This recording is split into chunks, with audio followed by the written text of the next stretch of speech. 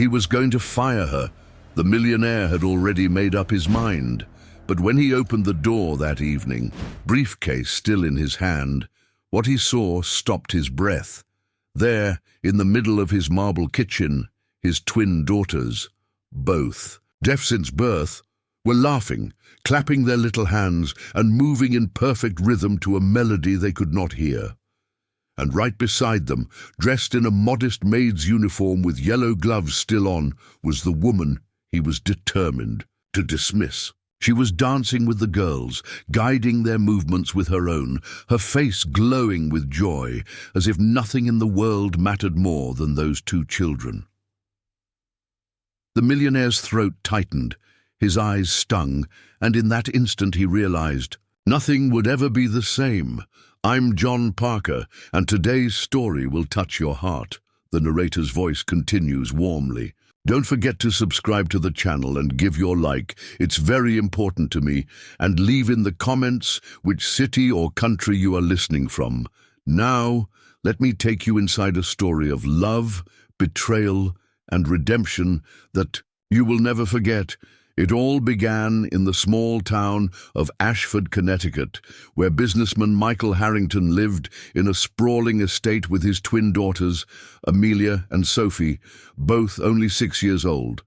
To the outside world, Michael had everything: a successful investment company, luxury cars, and a mansion that was the envy of the neighborhood. But behind closed doors, he was a widower drowning in silence. His wife had died during childbirth, and from that tragic night onward, his daughters had never heard a sound, not his voice, not music, not even their own laughter. For years, Michael struggled to connect with them. He provided the best tutors, the most expensive doctors, and a strict routine of therapy sessions. But nothing seemed to break through the invisible wall between him and his girls. He saw them as fragile, unreachable, souls sweet but trapped in a world he could not enter, and in his frustration he often turned cold, burying himself in work to escape the ache of their silence. That's where Clara Bennett entered the picture. A maid from a modest neighborhood in Bridgeport, she had been recommended by an agency.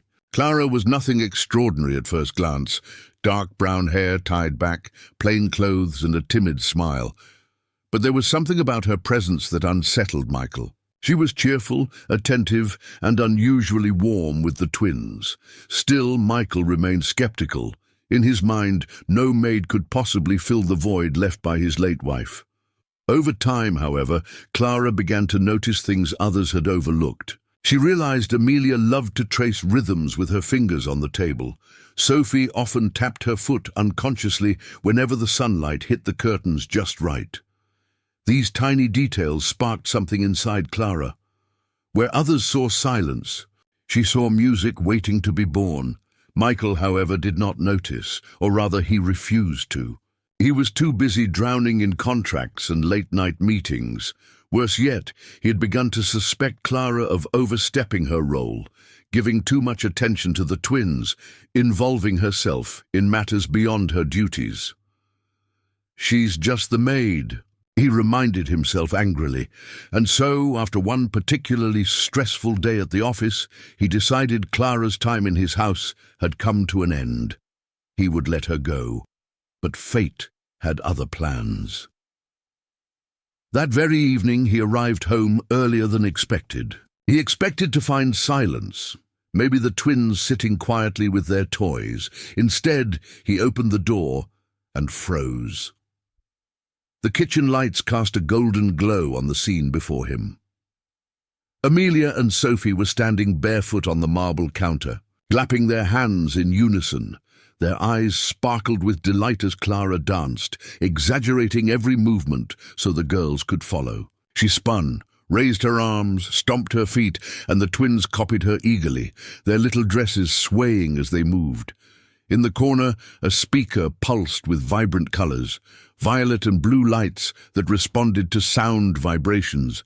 Clara had discovered that the twins could feel music through the floor and the vibrations in their chests. By syncing her dance steps to the beats, she had given the girls their first taste of rhythm, their first connection to something larger than silence. Michael's heart pounded. His daughters were smiling, no, glowing, in a way he had never seen before. Tears blurred his vision as he watched Sophie twirl clumsily into Amelia's arms, both of them giggling in their silent world, yet somehow in perfect harmony. And there was Clara, her eyes shining, oblivious to Michael's presence. For a fleeting moment he realized this woman, this maid he was about to fire, had given his daughters something money never could: joy. He clutched the teddy bear he had brought home from his business trip, suddenly feeling like a stranger in his own house. The man who could conquer boardrooms and command millions stood powerless, undone by the simple sight of two little girls dancing with a woman he barely understood. Michael stepped back into the hallway, his breath caught between rage, disbelief, and a surge of gratitude he couldn't admit even to himself. That night was supposed to be the end of Clara's employment. Instead, it became the beginning of a story that would tear open family secrets, reveal betrayals long buried, and force a millionaire to confront the very meaning of love and redemption.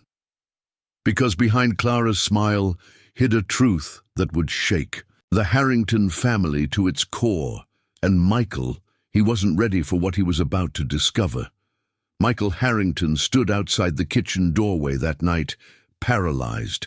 His world had always been defined by order, contracts signed on time, meetings that never ran late, deals closed with precision. But here, in his own house, he found chaos, the kind of chaos that felt alive. His twin daughters, Amelia and Sophie, were twirling barefoot, their hair flying around their small shoulders. And Clara Bennett, the maid he was prepared to dismiss, was at the center of it all. He couldn't bring himself to step forward. Something in his chest ached as he realized the truth. His daughters weren't fragile dolls locked in silence. They were children, children hungry for joy, for connection, for the kind of love he had failed to give them since the night their mother died. And Clara, a stranger only weeks ago, had opened a door he never dared to unlock. But instead of gratitude, anger boiled inside him. "She's crossing a line," he muttered under his breath. "She has no right to replace me." Michael stormed upstairs, slamming the door of his study, but the images kept haunting him, his daughters dancing.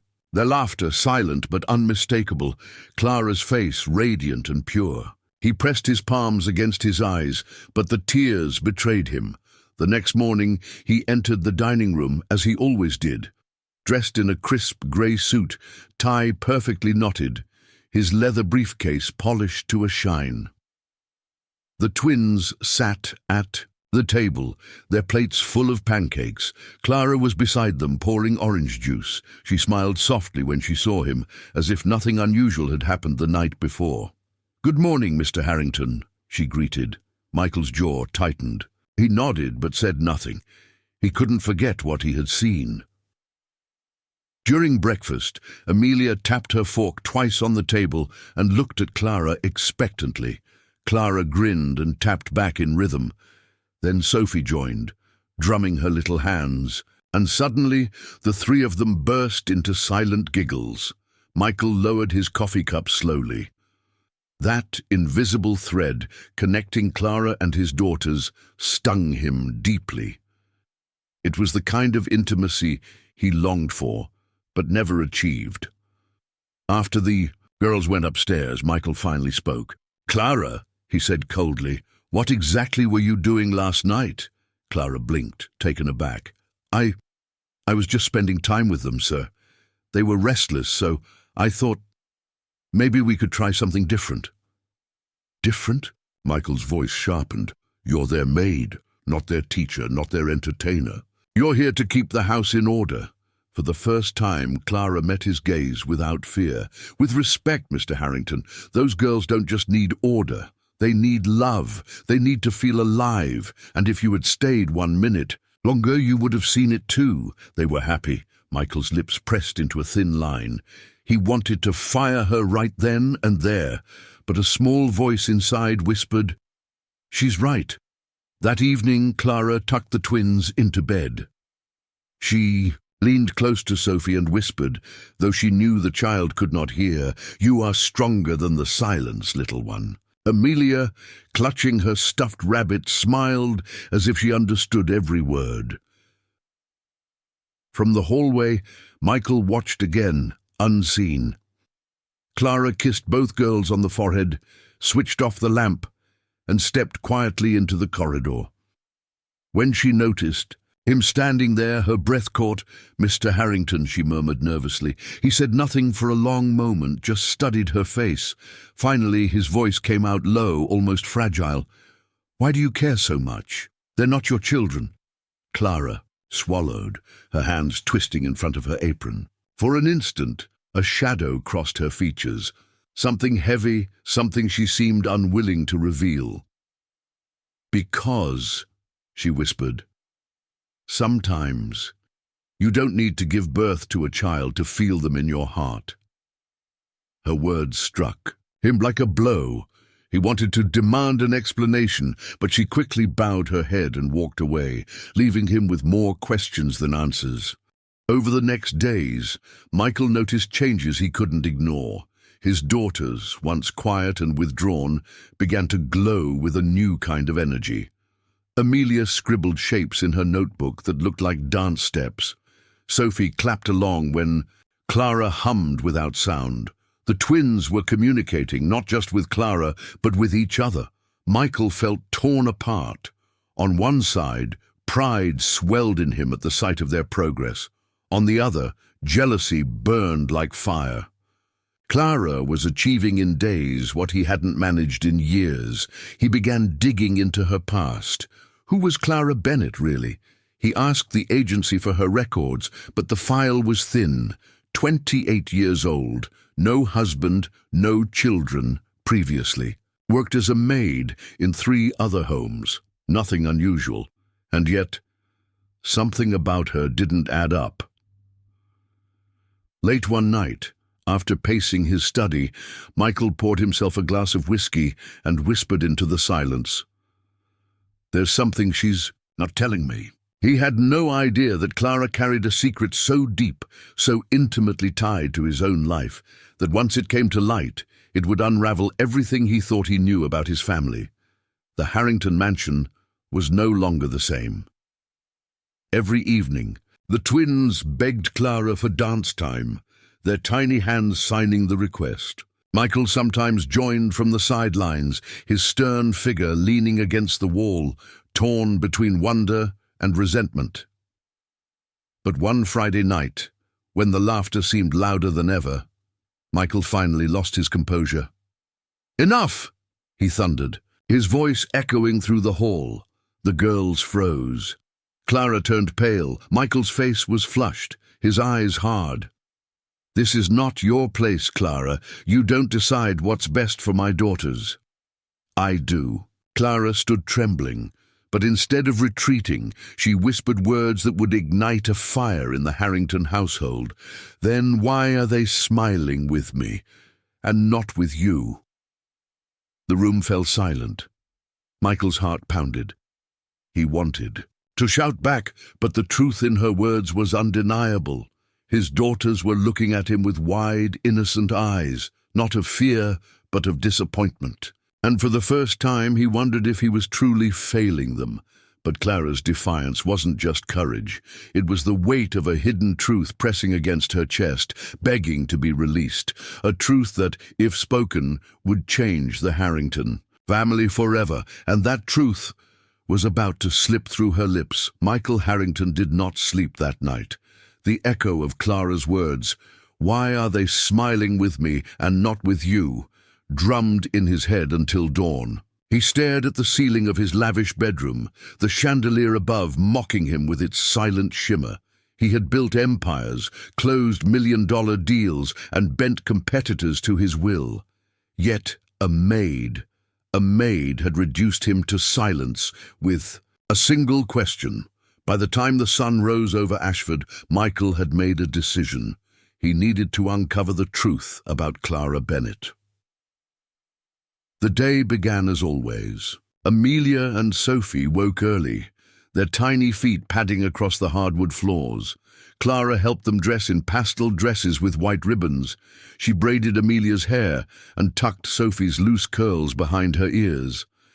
The twins clung to her hands as if she were more than a caretaker, as if she were family. Michael watched from the staircase, his expression unreadable. At breakfast, he barely touched his coffee. His eyes never left Clara, who moved gracefully between the girls, guiding them to eat, smiling when they tapped the table in their playful language. Finally, he spoke. "Clara," he said sharply, "sit down." She froze, glancing at the twins. Michael gestured to the chair opposite him. Hesitantly, she obeyed. "Tell me," Michael began, his tone calculated, "why did you take this job? You don't strike me as someone who belongs in service work." Clara's lips parted, but no words came out at first. She looked down, twisting the napkin in her lap. "I needed the work," she whispered, "and I've always loved children." Michael leaned forward, his gaze piercing. "That's not an answer, not the real one." The twins looked back and forth between them, sensing the tension. Clara forced a smile for their sake, but Michael caught the flicker of fear in her eyes. Something was there, something she was desperate to hide. Later that afternoon, when the girls were napping, Michael entered his study and made a call to his private investigator, a man named Richard Malloy, who had handled delicate matters for him in the past. "Richard," Michael said curtly, "I need you to look into someone, Clara Bennett. Find everything, family, past addresses, schools, jobs. Don't leave a single stone unturned." "Understood," Richard replied. "I'll get back to you in a few days." Michael hung up and exhaled slowly. He felt both guilty and justified. If Clara was hiding something, he had to know before it touched his daughters, but fate was moving faster than Michael expected. That evening, Clara sat with Amelia and Sophie in the living room. The girls had taken sheets of paper and crayons, drawing clumsy figures of stick people dancing under rainbows. Clara laughed softly, applauding their art. Then Amelia handed her a crayon and motioned for her to draw too. Clara hesitated, but under their expectant gaze, she began to sketch.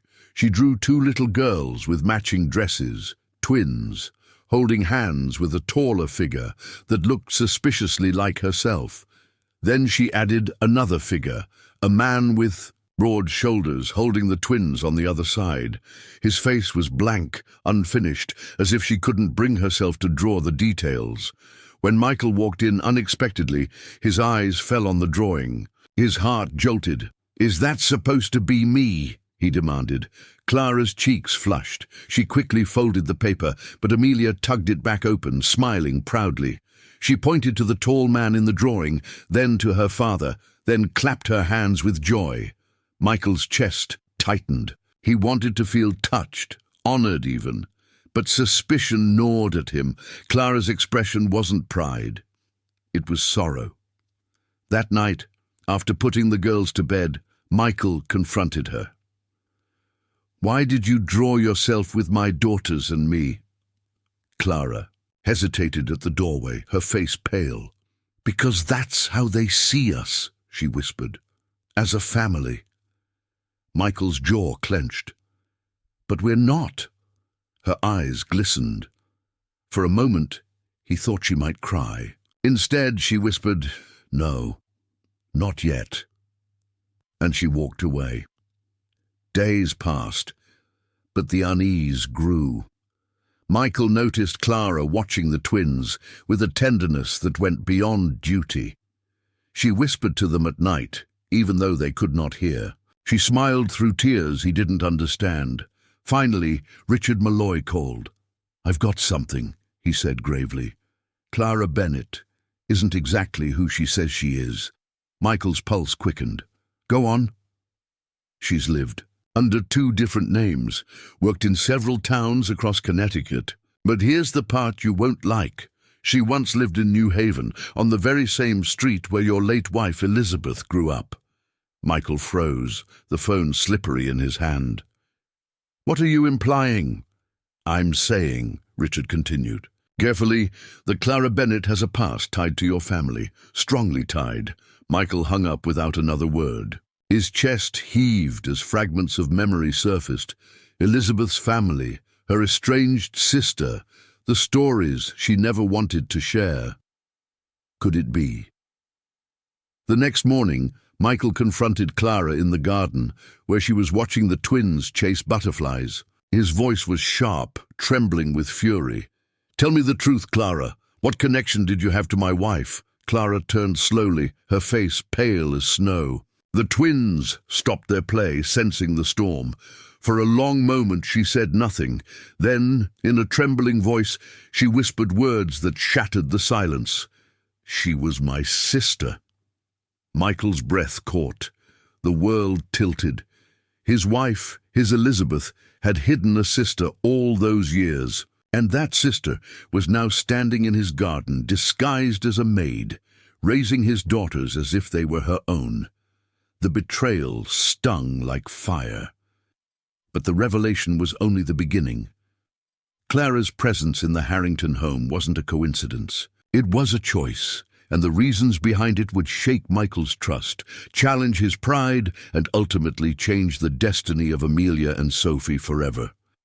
Because sometimes the ones we think are intruders are the ones carrying the key to our redemption. The garden stood still, as if even the wind dared not interrupt.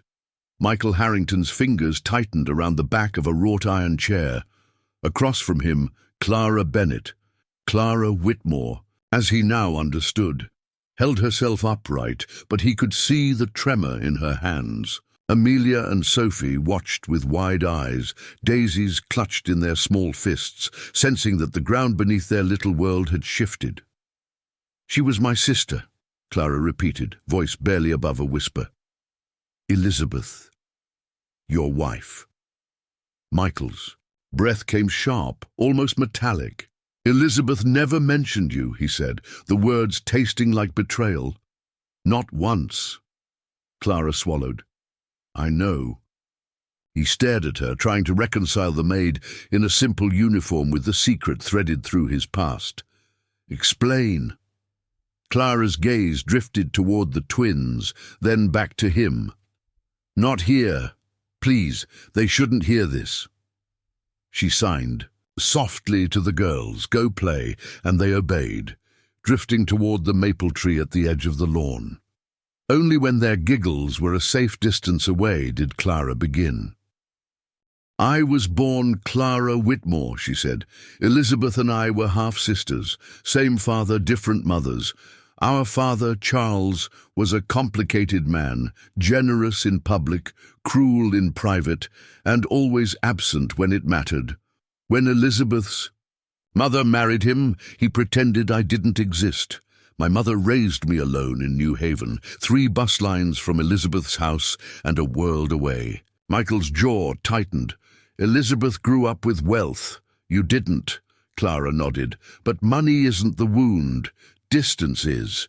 Elizabeth was groomed for country clubs and piano recitals. I learned to fold uniforms at the laundromat while my mother did night shifts at St. Raphael's. Still, when we were little, Elizabeth used to sneak out. She'd meet me by the train tracks behind Chapel Street with peanut butter sandwiches wrapped in wax paper. She said I belonged to her, no matter what anyone said." Clara smiled, and for a moment the years fell from her face. "She taught me to braid hair. I taught her to whistle." Michael felt a strange ache. "Then what happened?" "Our father happened," Clara answered flatly. "When he realized Elizabeth kept seeing me, he threatened to cut her off, said I was a stain. He didn't owe. Elizabeth was afraid. She stopped coming. She wrote once, a single letter, promising she'd find me when she could. Then college took her, then you, then a wedding on the Cape I watched from a distance because I couldn't bear to ruin it." Her voice quivered. "And then the twins, and the night she died." Silence fell heavy between them, the kind that makes the heart hear its own weakness. Michael looked toward the house, to the window of the master bedroom that had never stopped feeling haunted. "I didn't know," he said, but the words felt thin. Clara drew a shaky breath. "I found out about Elizabeth's death from the paper. A friend from the hospital slid it across the break-room table like a confession. I kept reading her name over and over, as if I could pull her back by refusing to accept it. I wanted to come to the funeral. I didn't. I had no right. Not after." She chose silence to keep her place. She wiped a tear with the heel of her hand, straightened. "But grief doesn't care about rights. It just breaks you." Michael's voice softened despite himself. "So why come to my house? Why now? Why like this?" Clara held his gaze, and in her eyes he saw the slow burning courage that had turned his kitchen into a dance floor. "Because I saw a photo of the twins," she said. "A charity gala spread, your company supporting pediatric programs. There were Amelia and Sophie in tiny white dresses, eyes wide and lost. The caption mentioned they were deaf. I knew grief. I understood silence, and I knew Elizabeth's blood was in them, and in me." Michael's breath hitched. "You could have knocked on the door and said the truth." "I tried," Clara said, and her voice came sharp with memory. 2 years ago I stood outside your gate with a letter. I pressed the intercom and told the guard I was family. He laughed. I left. I mailed the letter. It came back. Recipient declined. I thought maybe it was a sign. Maybe I didn't belong." She lifted her chin. "But the twins did. They deserved someone who could see them, someone who could listen the way silence listens." "So you entered as a maid," Michael said, half accusation, half grudging awe. "I entered as the only door left open," Clara replied, steady. "I meant to keep my distance, to scrub the floors and keep quiet. But your daughters, they kept pulling me in. Amelia would drum her fingers on the table like she was summoning thunder. Sophie traced the groove in the living room floor where Elizabeth's rocker used to be. They were talking in a language without words, and I who could hear it?" Michael's shoulders sagged. For a moment, he saw not the trespass but the thread, thin, stubborn, tying all of them together, blood, loss, and 2 little girls who had turned vibrations into music. "You should have told me sooner," he murmured. Clara's answer was a whisper. "Would you have listened?" He had no reply. A robin flashed across the lawn. Somewhere a neighbour's mower thrummed. The ordinary sounds of Ashford on a Saturday afternoon moved on, indifferent to revelations. Clara took a careful step closer. "I never came to replace you, Mr. Harrington. I came to keep a promise Elizabeth couldn't keep, to love what she loved. The twins needed rhythm they could feel in their bones, so I found a speaker that lights with sound. They needed a heartbeat to mirror, so I gave them mine." Michael's eyes stung. The image of his daughters spinning across the kitchen returned. 2 bright constellations in a sky he had declared empty. "And the dancing?" he asked, softer now. "Bodies remember what ears can't," Clara said. "I learned the cleaning night floors at the hospital, watching a nurse steady a patient's steps to the pulse on a monitor. The twins needed a way to touch music, so I slowed my movement, exaggerated, let the beat travel through the tiles and up their legs. It isn't magic, Michael. It's attention." The way she said his name startled him, without Mr., like a bridge set down where a chasm had been. He cleared his throat. "There is still the matter of trust," he said, but it lacked the iron it once had. "I know," Clara answered. "I'm prepared for your anger, for your rules, for the possibility you send me away today. But before you do, please understand something." She pointed subtly toward the maple where the twins sat, weaving daisies into tangled crowns. "They are hearing something now, through touch, through light, through love. If you take that away too suddenly, the silence will hurt worse." Michael followed her gaze. Sophie looked up at that exact moment and lifted her daisy crown toward him with both hands, hopeful, certain. Something in his chest gave way. A long minute passed. At last he spoke, almost to himself. "Elizabeth hid a sister. I've been hiding half of myself. Maybe we both were wrong." Clara didn't smile. "Grief makes cowards and heroes out of the same heart," she said. "The trick is choosing which one to feed." He nodded, slow. Then the steel returned, reshaped by humility. "If you stay, things change. You will no longer be the maid. You will be family to the girls. But there will be boundaries, and there will be truth. No more secrets in my house." Clara's breath caught. "I can live with truth," she said. "It's the one thing that doesn't stain." They stood there, the space between them reordered, the future forming like a photograph in the tray. Shadows first, then outlines, then the sudden shock of clarity. Michael extended a hand. Clara hesitated, then placed her fingers lightly in. A door opened on the patio. Evelyn Shaw, Michael's impeccably efficient house manager, loyal for years, eyes that saw everything, stepped out with a stack of mail. She froze at the sight of their joined hands. Her gaze slid to Clara, lingered, then sharpened with something like calculation. "Sir," Evelyn said carefully, "there's a courier envelope for you. From Malloy and Associates." Michael tensed. Richard's report. He took the thick envelope, the paper weight heavy as a verdict. Clara's color drained. "Read it," she said, voice steady but low. "Whatever it says, I won't run." He broke the seal. Inside, clipped and ordered, lay records, hospital logs, agency contracts, a photocopy of an old letter never delivered, and a birth certificate. Michael scanned the lines, his heartbeat climbing an invisible staircase. Then he found it, the line that turned the world sideways again. His eyes lifted, startled, to Clara. "This says..." Clara's throat worked. "I know what it says." Evelyn's hand tightened on the mail. The twins, crowned in daisies, ran. Toward them across the lawn, laughter bright in a silence only they could hear. Michael folded the paper as if it burned.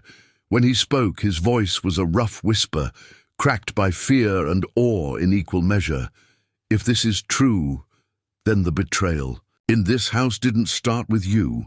Clara nodded once, tears gleaming like sunlight on glass. "It started a long time before either of us had a chance. And as Amelia and Sophie barreled into their father's legs, clutching him with the wild love only children know, Michael realized the next decision would define every chapter that followed, for him, for Clara, and for the daughters who had turned silence into song, because buried inside Malloy's envelope was not only Clara's past, but a revelation about the twins themselves. One that would force Michael to question blood, loyalty, and the story he told himself about what makes a family, and that truth was no longer content to stay on paper. The air in the Harrington garden turned heavier than the August heat itself. Michael's fingers pressed into the edge of the courier envelope until his knuckles whitened. The twins clung to his legs, their laughter soft and unknowing, while Clara stood motionless a few feet away, her breath caught in her chest. Evelyn. Shaw, the house manager, lingered near the patio doors, her sharp eyes flicking between them like a hawk circling prey. Michael forced himself to read the birth certificate again. The ink did not change, the names did not rearrange, and still his mind rejected it. Father, unknown.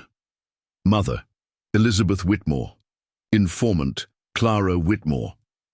His vision blurred. This can't be right," he whispered, almost choking. Clara's voice was quiet but firm. "It is." Michael's head snapped up. "Are you telling me that you signed my daughter's birth certificate?" Clara's throat worked. "Yes, because I was there." Silence clawed at the edges of the lawn. Evelyn's brows arched in suspicion. Amelia and Sophie tugged impatiently at their father's trousers, wanting attention he could not give. Michael's voice cracked with fury. "You were there when my daughters were born. My wife never told me." Clara nodded slowly, tears spilling despite her composure. "She didn't tell you because she didn't want you to know. The whole truth.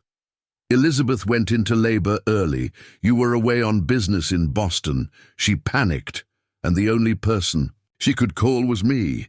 I rushed to the hospital. I held her hand while she screamed. I cut the cord when Amelia came. I was the first to hold Sophie. When the nurse asked for the name of an informant, Elizabeth begged me to sign. She said, "If anything happens to me, don't let them forget who stood by me." Michael's chest collapsed inward. He remembered that week, the conference call that stretched overnight, the deal he swore would change his company's future. He had left Elizabeth alone, telling himself she was strong enough. He had not known. He had not cared enough to check. "You should have told me this years ago," he said hoarsely. Clara shook her head. "You wouldn't have believed me." "You barely believe me now." Evelyn stepped forward, her voice cutting the air like glass. "Sir, with respect, this woman has deceived you from the start. First she hides her last name, then she hides her connection to your late wife. And now she claims a role in the birth of your children. How much more will she invent?" Clara's eyes flashed, though her body trembled. "I don't need to invent anything. The truth is heavy enough." Michael looked from one woman to the other, his mind unraveling. Evelyn had been with him for nearly a decade, efficient, loyal, silent about her opinions until now. Clara was a stranger who had ignited his daughter's joy, yet brought storm clouds with every revelation. "Why now?" Michael demanded. "Why reveal this after all this time?" Clara's gaze dropped to the twins. "Because they're old, enough to ask questions I can't keep dodging. Last night, Amelia traced her hand on mine and signed Mother. I had no answer. I can't lie to them, Michael. They deserve truth, even if it hurts." Michael staggered back a step, his breath shallow. His daughters, his entire world, were wrapped in secrets that had been chosen for them. Later that night, long after the twins had fallen asleep with their daisy crowns still crooked on their heads, Michael sat alone in his study. The envelope lay open on his desk, its contents scattered like broken glass. Hospital logs, Clara's signature, a faded letter in Elizabeth's handwriting. The letter was short. "Clara, if I don't make it, don't let them grow up without rhythm. Show them love where I cannot, and forgive me for leaving you in silence all those years." Michael's tears fell on the paper. He had never seen this letter, never known Elizabeth had reached across the abyss she herself had created. And now, Clara, the sister he never knew his wife had, was standing in his house because of that promise. But then another thought pierced his grief. What if Evelyn is right? What if Clara has manipulated all of this to get close to my fortune? The weight of doubt sat heavy in his chest. The following morning, Michael called Clara into the study. She entered quietly, her apron folded neatly, her eyes steady, though shadowed. "You've kept secrets from me," Michael said. "Secrets about my wife, about the twins, about yourself. How do I know this isn't all some elaborate attempt to dig into my family for money?" Clara flinched but held his gaze. "If money were what I wanted, don't you think I would have asked for it by now? I've been here months, scrubbing your floors and folding your suits. I never touched your accounts, never even used your credit when you left it lying on the counter. What I wanted was them." She pointed toward the hall where the twins' laughter echoed faintly. "Not your millions, not your mansion. Them," her voice cracked, "because they are the last pieces of Elizabeth I have left." Michael's jaw worked, but before he could speak, the office phone rang. He answered out of reflex. Richard Malloy's voice buzzed through. "Michael, I finished the deeper dig. There's something you need to see." Clara wasn't just at the hospital. She made choices that night, choices Elizabeth begged her to make. Michael's hand tightened around the receiver. "What choices?" Richard hesitated, then said, "I'll bring the file in person. You won't believe it otherwise." That night, Michael stood on the balcony overlooking the garden. Below, Clara twirled slowly with Amelia and Sophie, guiding their small bodies with exaggerated grace. The girls' silent giggles floated upward like unseen music. And in that moment, Michael realized he was no longer watching a maid. He was watching a woman who had sacrificed anonymity to keep a promise made in a hospital room, the night he had chosen business over family. But Richard's words echoed ominously. Choices Elizabeth begged her to make. Michael felt both dread and curiosity coil inside him. Whatever truth Malloy would bring tomorrow, it had the power to heal or to destroy. He turned back into the room, muttering under his breath, "If Clara holds one more secret, it won't just break my trust.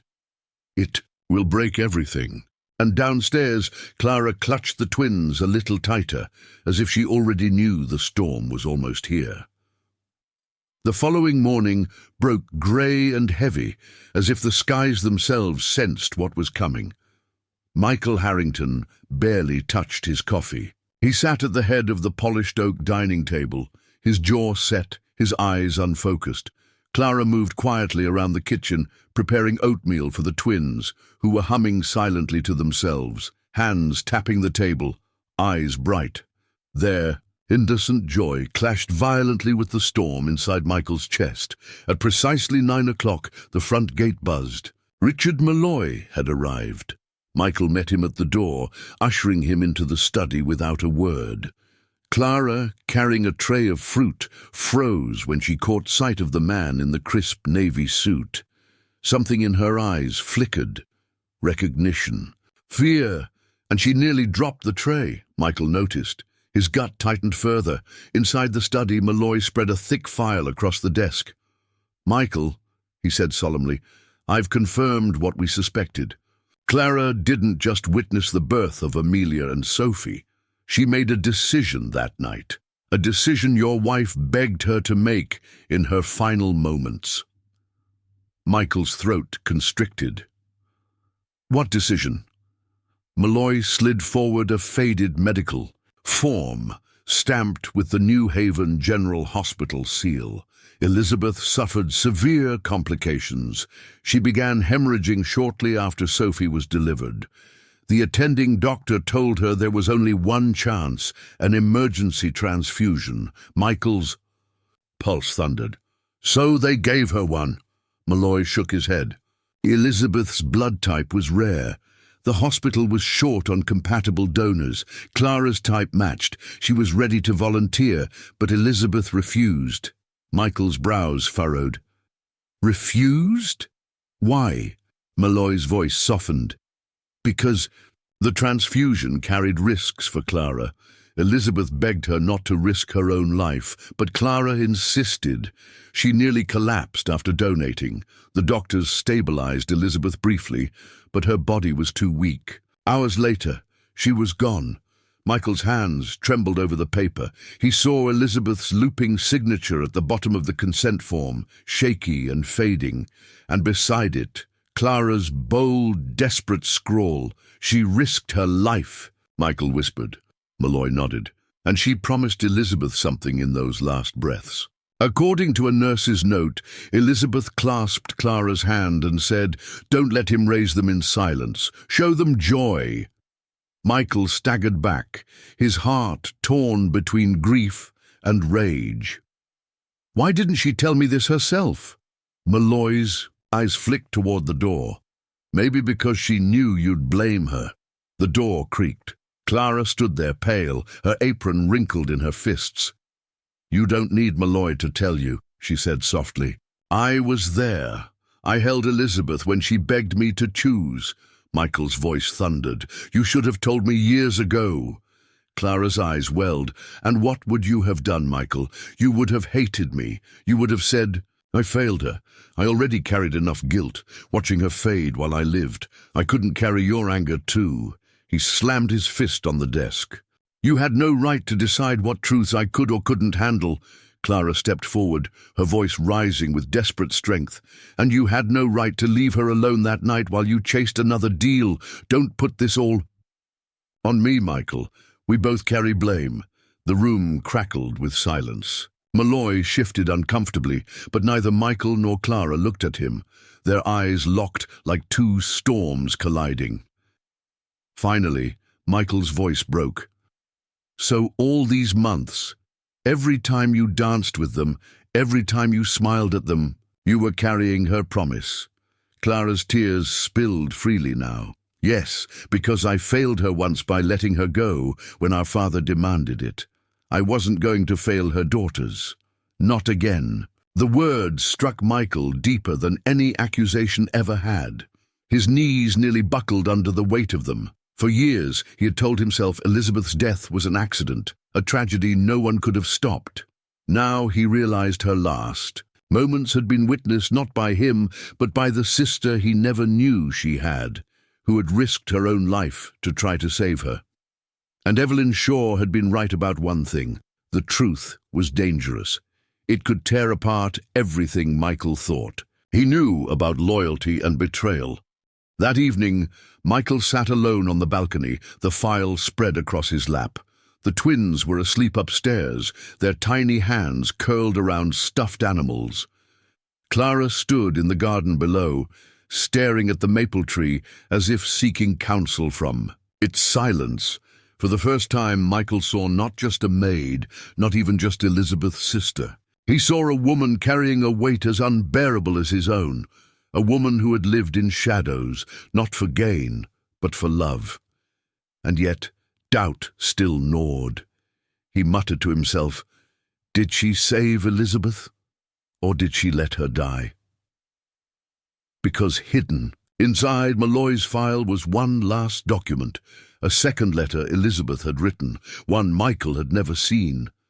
And tomorrow, when Clara finally placed that letter into his hands, the Harrington house would never be the same again. The next morning, the Harrington estate was wrapped in an uneasy stillness. Even the usual sounds of birdsong seemed muted, as though the world itself anticipated another revelation. Michael Harrington had barely slept. He had paced the corridors of his mansion until dawn, replaying Clara's confession, the medical forms, the nurse's note, all of it circling in his mind like vultures. When he finally sat down for breakfast, the twins greeted him with wide smiles, proudly wearing mismatched socks Clara had let them pick out. Their laughter, silent but radiant, stabbed Michael in the heart. They have no idea, he thought. No idea that their mother's last night is still tearing this house apart. Clara entered the dining room, holding a folded piece of paper in her trembling hands. Her face was pale, but her eyes were resolute. Without a word, she placed it on the table in front of him. Michael frowned. What is this? Clara's voice quivered. Elizabeth's letter, the one she wrote after Amelia and Sophie were born, hours before the end. I've carried it all these years. It's time you read it. Michael hesitated. His fingers hovered over the paper as if it were laced with fire. Finally, he unfolded it. The handwriting was familiar. Elizabeth's graceful loops, though shaky, as if her strength had been nearly gone when she wrote. Michael, if you're reading this, it means I couldn't tell you myself. Please forgive me. I was too afraid. Afraid of your anger, afraid of the truth, afraid that if you knew the whole of me, you would stop loving me. Clara is my sister, my blood. I hid her because our father demanded it, because the family name mattered more to him than love. I betrayed her once, long ago, and I swore I would make it right. When the girls came, I knew she had to be part of their lives, even if you didn't understand. She knows silence, Michael. She knows how to listen in ways we never learned. Trust her. She will give them what neither of us can, and if you ever doubt her, remember this. She risked her life for me. That is not betrayal. That is love. Take care of them. For me. And forgive me for leaving you this way. Elizabeth. Michael's vision blurred. His chest caved in as though someone had hollowed him out. He crushed the letter in his hands, then smoothed it again, unwilling to let it go. Clara sat silently across from him, her head bowed, waiting for judgment like a prisoner before a jury. At last, Michael whispered, "Why did she write this to you and not to me?" Clara's eyes glistened. "Because she trusted I would protect it, even if you couldn't bear to face it, and because she knew I had already been living in shadows. What was one more?" The weight of guilt pressed on Michael's shoulders. He had been absent the night Elizabeth needed him most, and the woman he had dismissed as a simple maid had been the one holding Elizabeth's hand, making impossible choices and keeping impossible promises. Still, doubt clawed at him. He looked at Clara with pain and suspicion mingling in equal measure. "You had this letter all along, and you kept it from me," Clara's voice broke, "because I wanted to protect the twins. They needed a father, not a man poisoned by rage against the only family their mother left behind." At that moment, Evelyn Shaw entered the room. Her heels clicked sharply against the marble floor, her posture impeccable. She paused when she saw the letter in Michael's hands. Her eyes narrowed, calculating. "Sir," Evelyn said smoothly, "a new nanny applicant has arrived at the gate. I assumed you'd want me to decline, but given the circumstances, perhaps you'd prefer to review?" Michael waved impatiently. "Not now, Evelyn." But Evelyn lingered, her gaze lingering on Clara like a dagger. "If I may, Mr. Harrington, secrets corrode families, and some people thrive in shadows. Perhaps it is time you consider who truly belongs in this house and who doesn't." Clara stiffened but said nothing. Michael's jaw clenched. Evelyn bowed slightly and left, but the poison of her words hung in the air. That evening, Michael walked the garden alone. The letter burned in his pocket. Clara stood by the maple tree, watching Amelia and Sophie chase fireflies. The twins waved their little jars with glowing specks trapped inside, clapping in their silent way whenever a new light appeared. Michael approached Clara slowly. His voice was raw. "Elizabeth trusted you. She believed in you. But you kept me in the dark for 6 years. How am I supposed to trust you now?"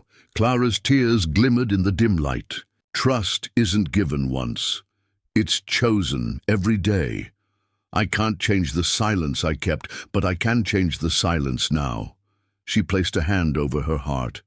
"I'm here, for them, for you, not as a maid, not as an intruder, as family. If you'll let me." Michael's chest tightened. He wanted to push her away, to retreat into the safety of suspicion, but then Amelia and Sophie ran up, wrapping their tiny arms around Clara's legs, looking up at their father with innocent eyes that pleaded without words. And for the first time, Michael felt something shift inside him. Not forgiveness, not yet, but the possibility of it. Later that night, as he stood by the window of his study, he saw Clara tucking the twins into bed. She traced their cheeks tenderly, whispering words they couldn't hear but could surely feel. And Michael realized something Evelyn had not intended him to see. Clara hadn't stolen anything. She had given. Given joy, given rhythm, given love.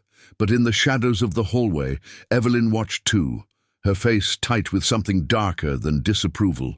She had served this household for nearly a decade, loyal and silent. But now, watching Clara slip into a role she never had, Evelyn felt a dangerous seed of envy take root, and envy, when fed, can grow into betrayal. Evelyn Shaw moved through the Harrington mansion the way a shadow moves across a wall, quietly, steadily, never calling attention to itself. For nearly a decade, she had run this house with disciplined grace, ensuring the millionaire's life ticked with the precision of a watch. She had been the constant after Elizabeth's death, the one who kept schedules, paid vendors, managed staff, filtered callers, and guarded the gate. Loyalty had always been her currency. Now loyalty felt like a thread snapping in her hands. From the pantry doorway, she watched Clara, this maid who was not a maid, spin slowly with the twins in the afternoon light, turning the kitchen tiles. into a stage. The nanny had been dismissed months ago. Speech therapists rotated like seasons, yet Clara had planted roots in days. Michael's gaze, whenever he passed, softened without his permission. Evelyn saw it happen and felt something. Raw stir under her ribs. This is how households are lost, she warned herself. Not with a scandal, but with a smile. She began with something small. "Mr. Harrington," Evelyn said crisply the next morning outside his study, "I've scheduled a consultation with a sign language specialist from Boston. She has experience with deaf children in affluent homes, very tailored programs. I assumed you'd want an expert's opinion on the twins' progress." Michael looked up, distracted. The letter from Elizabeth lay on his desk, its edges softened by his thumb. "Fine, tomorrow afternoon." Evelyn inclined her head, then added almost as an afterthought, "Shall I inform Miss Bennet? Or would you prefer I handle the session? To avoid confusion about roles?"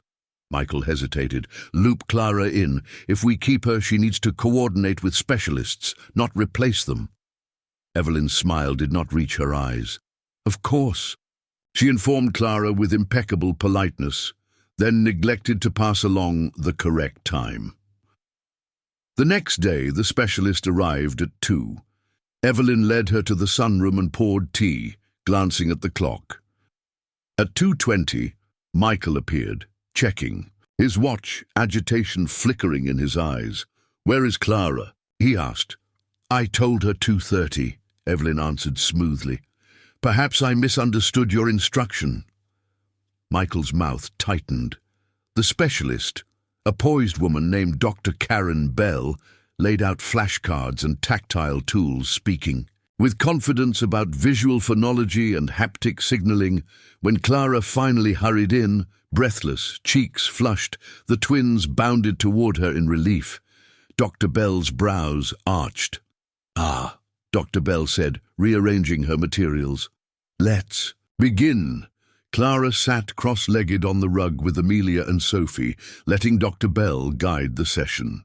She followed carefully, but occasionally adapted Dr. Bell's tempo, slowing a sign so the girls could feel the motion, swapping a flashcard for a textured ribbon when their attention drifted. The twins lit up. Dr. Bell noticed, and so did Michael. After 40 minutes, Dr. Bell smiled. "You have an intuitive approach, Miss Bennet. You read their bodies well." Clara flushed. "I'm just learning." Evelyn's pen paused over her notebook. "Learning, on the job," she said, tone light but edges sharp. "In a billionaire's home." "Millionaire," Michael corrected absently, eyes still on the twins. He did not see Evelyn's glance slice toward Clara like a blade. When the session ended, Dr. Bell handed Michael a folder. "Progress is strong," she said. "They're clever, responsive. Keep rhythm-based tactics. Consider a vibration platform. It can expand their body audio map." "Thank you," Michael said, genuinely relieved. Evelyn walked the specialist out and returned to the sunroom where Clara was storing the flashcards. She smiled with professional warmth. "You did well," Evelyn said. "For someone without credentials." Clara froze. "I'm not trying to be the therapist." "No," Evelyn agreed softly. "You're trying to be family." For the first time, Clara heard the disdain beneath Evelyn's calm.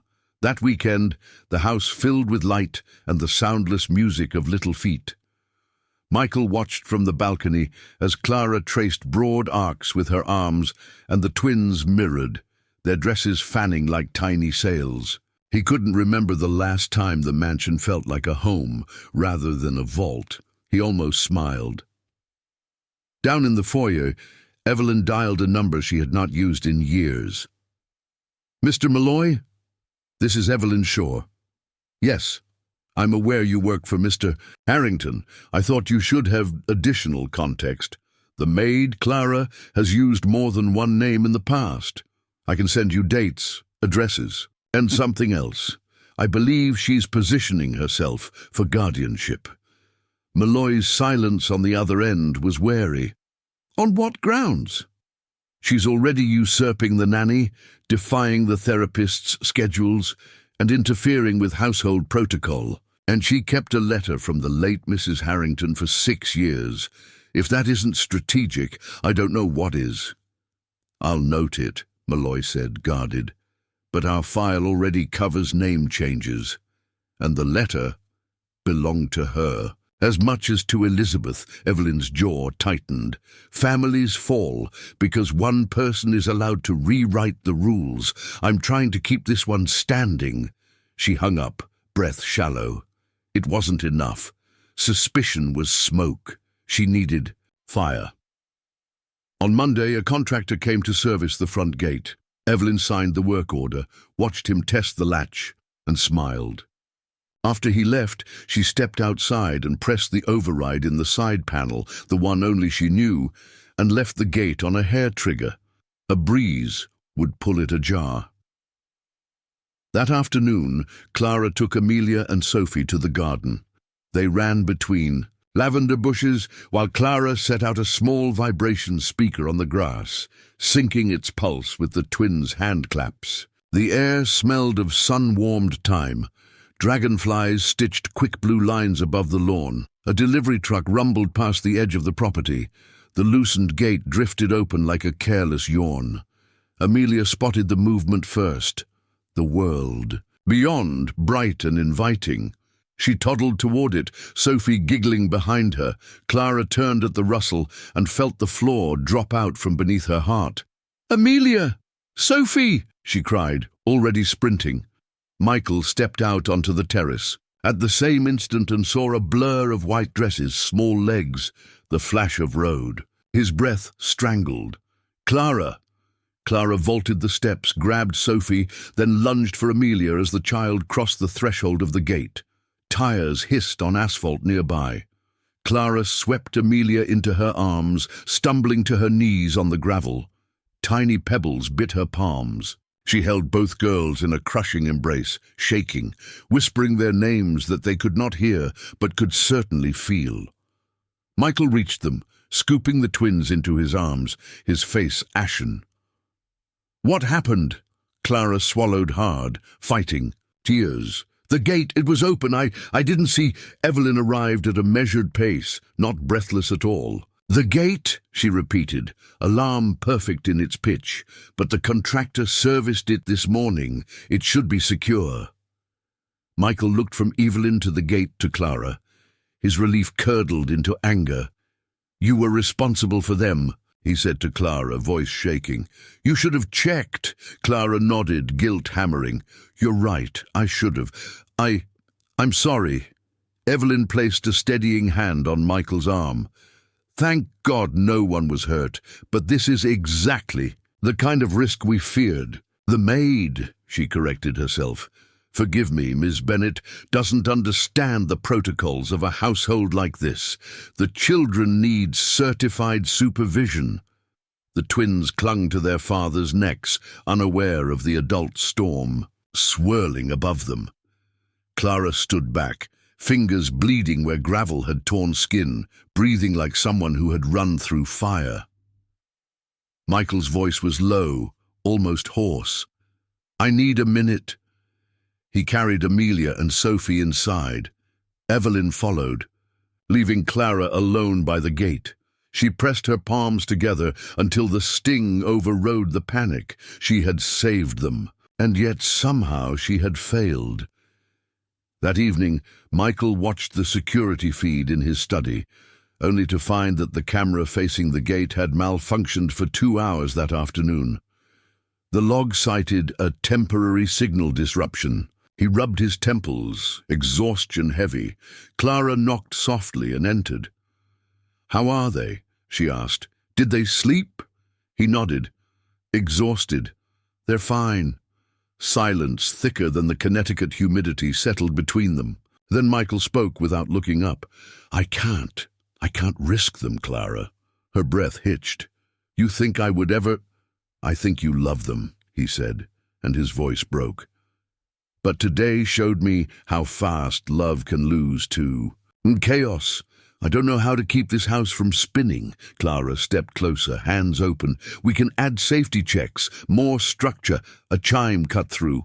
Michael's phone, Malloy's name on the screen. He answered, grateful for the interruption. Michael, Malloy said, words tight. 2 things you need to know. First, the gate malfunction wasn't a malfunction. The override was set manually by someone with access. Michael's eyes lifted, shock flaring. Who? I'm still pulling the side panel log, Malloy said. But there's more. Remember that day 2 years ago when a woman came to the gate claiming to be family? I got the archived intercom transcripts. She wasn't turned away by a guard. Michael's pulse thudded. Then by who? A beat of static. By someone inside the house. Michael set the phone on speaker. Say their name, Richard. Malloy exhaled. Evelyn Shaw. The room seemed to tilt. Clara's hand flew to her mouth. The sound of it, though small, felt like a shout. Richard, Michael said slowly, every word strained. Are you certain? I have her voice on the intercom archive, Malloy replied.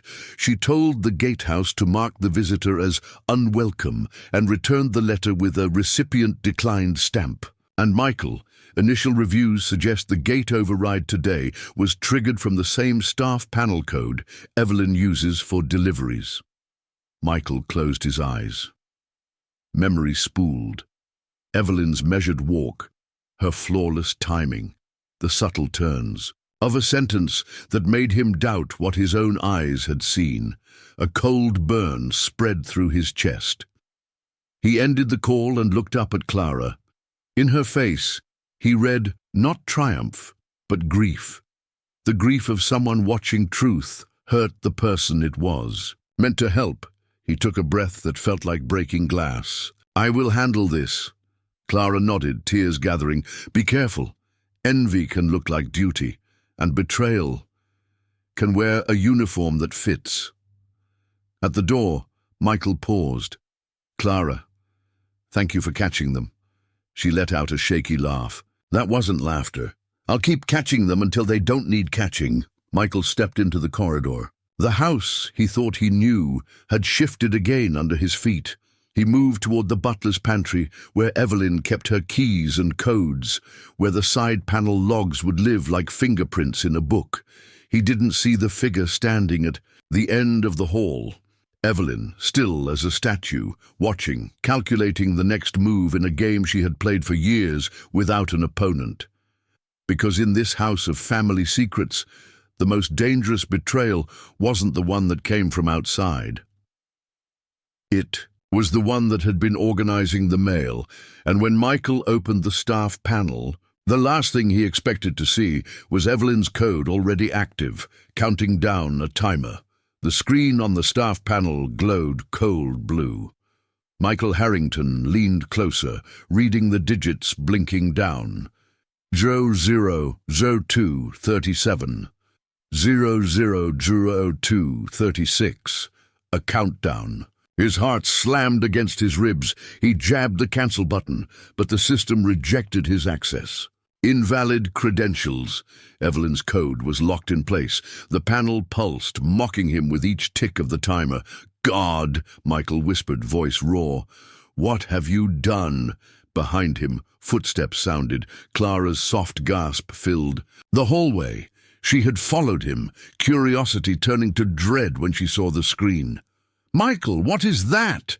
He shook his head, panic rising. A timer? But for what? Before he could say more, Evelyn appeared at the far end of the corridor, composed as ever. Her posture was immaculate, her uniform pressed to perfection. Only her eyes betrayed her.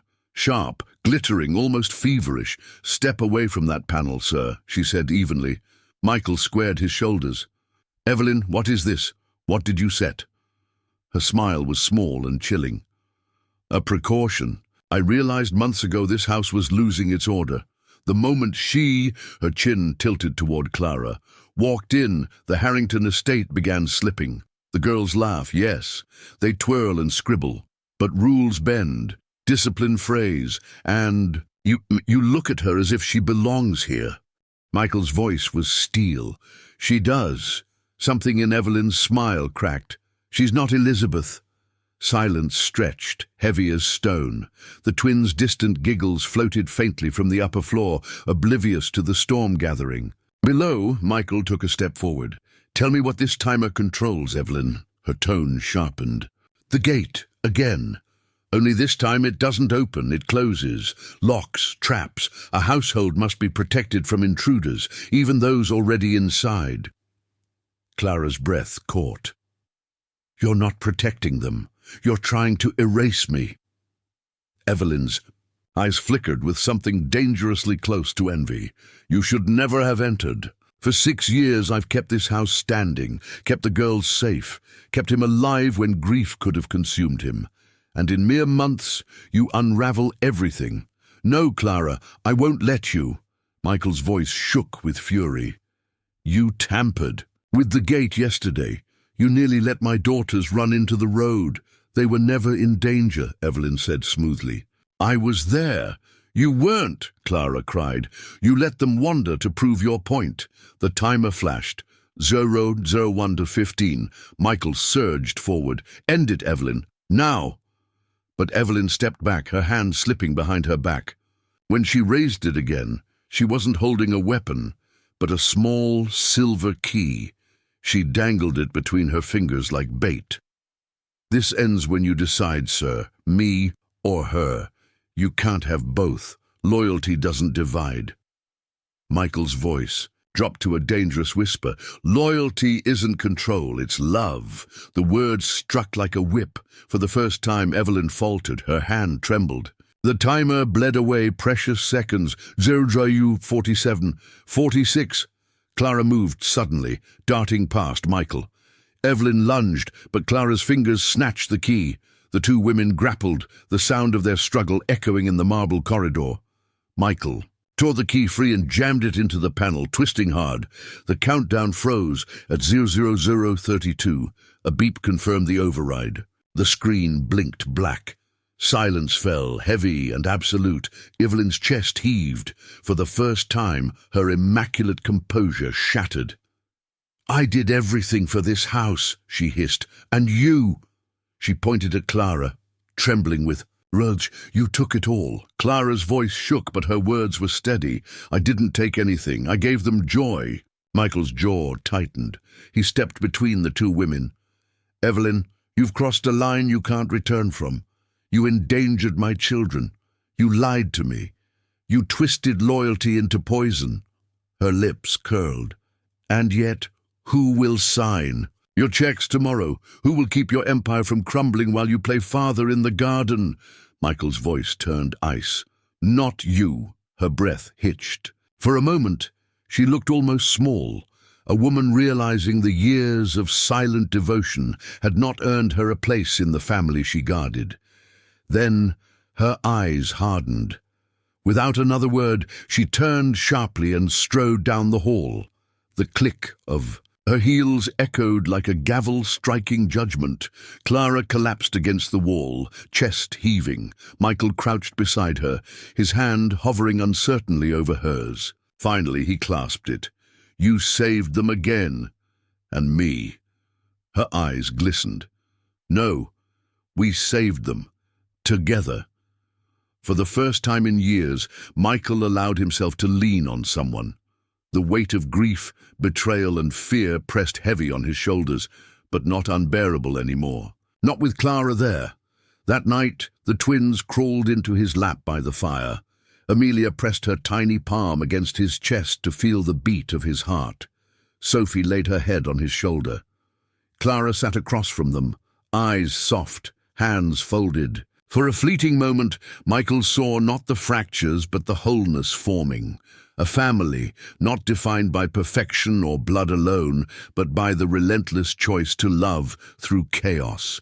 But outside, parked discreetly across the street, a dark sedan idled. Inside, Evelyn watched from the driver's seat, her face unreadable.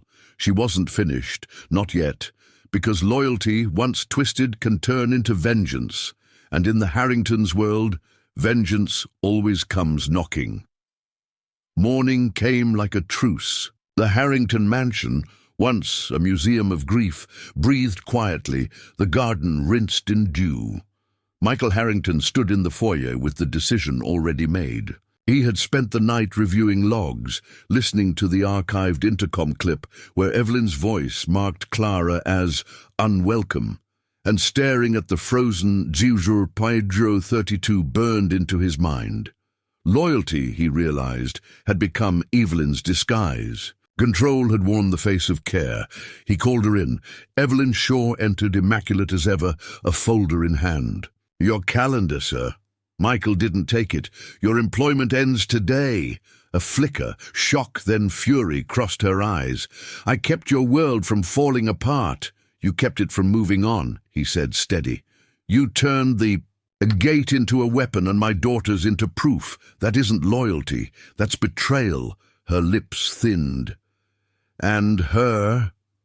A razor glance toward the stairs where the maid, no, the aunt, softly signed good morning to each child. "You'll hand your family to a woman who walked in under a false name." "I'll hand my family," Michael said, voice low, "to people who choose love." He held out an envelope. 3-month severance and a driver to the city. Evelyn stared at the envelope as if it might bite. "You'll regret this," she whispered, not a threat, but the grief of one who imagined herself irreplaceable. "I already regret too much," Michael answered. "This, I won't." She turned, spine rigid, and walked away. The front door closed with the soft finality of a curtain falling. That afternoon, Michael asked Clara to meet him in the sunroom. Light spilled across the rug where Amelia and Sophie drew looping constellations of crayon color. He set a small, wrapped box on the table. "What's this?" Clara asked. "Something overdue." He nodded toward the twins. "Open it with them." Amelia tackled the ribbon. Sophie lifted the lid. Inside lay 3 slim bracelets, soft silicone bands that paired to a vibration platform and light speaker. Each band was etched with a single word, in tiny raised letters: rhythm for Amelia, light for Sophie, home for Clara. Clara covered her mouth, tears rising. "Michael, I've ordered the platform Dr. Bell suggested," he said, almost shy. "And if you'll agree, I want you to design their daily program with her, not as a maid, as their aunt." The words seemed to steady the room. Aunt. It fit like a name they had been circling for months, finally found. Clara nodded, laughing and crying at once. "Yes, 1,000 times yes." The twins clapped, feeling the joy ripple through air and chest and floor. Family secrets, once blades, turned to bridges beneath their feet. In the weeks that followed, the Harrington house learned to sing without sound.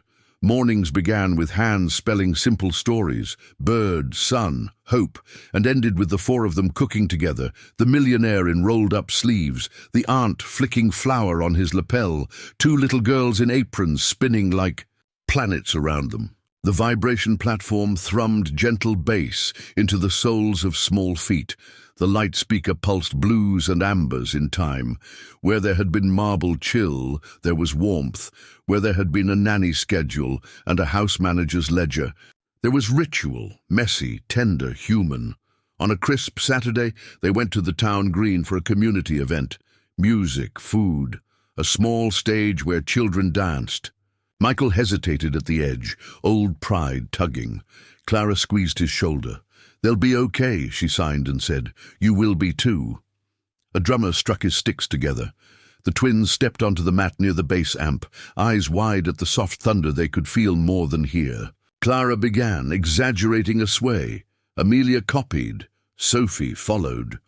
The crowd quieted, then leaned in, captured by 2 children who danced to a music larger than sound. Michael watched their faces open like windows to a spring wind. He didn't fight the tears. A woman beside him whispered, "Beautiful, are they?" "Perfect," he said. "They're perfect." That night, under string lights, Clara hung across the patio. They ate lemon pasta out of warm bowls and told stories with hands and eyes. The millionaire spoke of the woman he had loved and lost, not as a monument, but as a mother whose last letter had saved them from staying frozen. The maid, no longer Maid, spoke of laundromats and train tracks and peanut butter sandwiches, wrapped in wax paper, of a sister who had taught her to braid and asked to be forgiven. The children, drowsy, signed family and fell asleep against shoulders that would never let them fall.